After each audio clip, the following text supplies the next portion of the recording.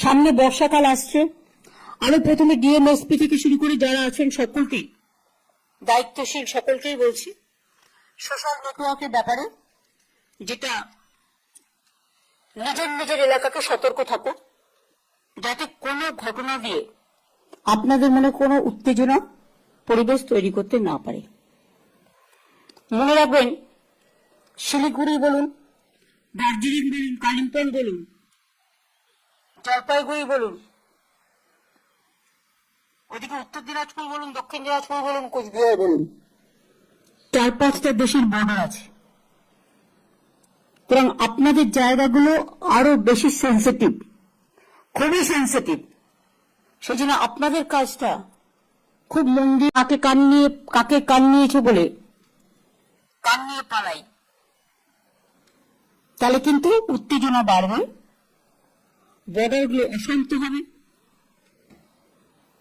যে কোনো অশান্তিতেই কিন্তু সবচেয়ে বেশি সাফারার হয় সাধারণ মানুষ,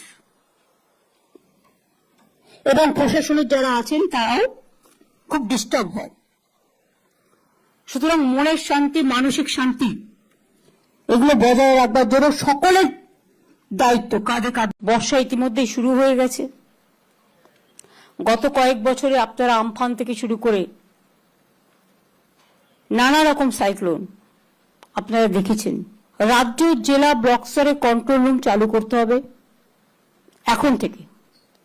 ব্লকগুলো খুব ইম্পর্টেন্ট।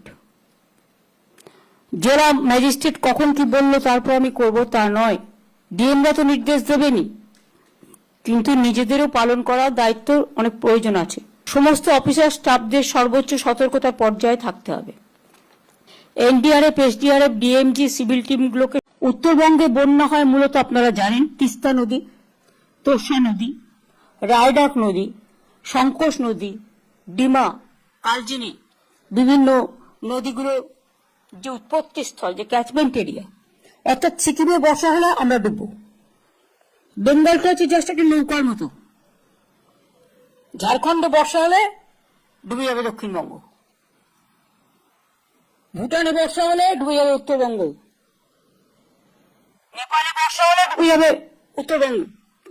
এটা আমরা সেন্ট্রাল গভর্নমেন্টকে ইতিমধ্যেই জানিয়েছি যে ইন্দো ভুটান একটা চুক্তি করে, যে রিভার কমিশন আছে সেখানে আমাদের রিপ্রেজেন্টেটিভ থাকার। প্রত্যেককে আমি অনুরোধ করবো, বিডিও থেকে শুরু করে, আইসি থেকে শুরু করে, হেড অফ দ্য ডিপার্টমেন্ট যারা বিভিন্ন জেলায় বিভিন্ন হেডে আছেন, সবাইকে, এবং যারা ইলেক্টেড মেম্বারও আছেন, একটা জিনিস মাথায় রাখবেন, ফেক ধরবার মেশিনারি আছে। যখনই ফেক দেখবেন ওটাকে ফেক করে দিন, তাহলে লোকে বুঝবে ঘটনাটা সত্য নয়। আজকের দিনে ফেক বিক্রি করে টিআরপি রেট বাড়ানো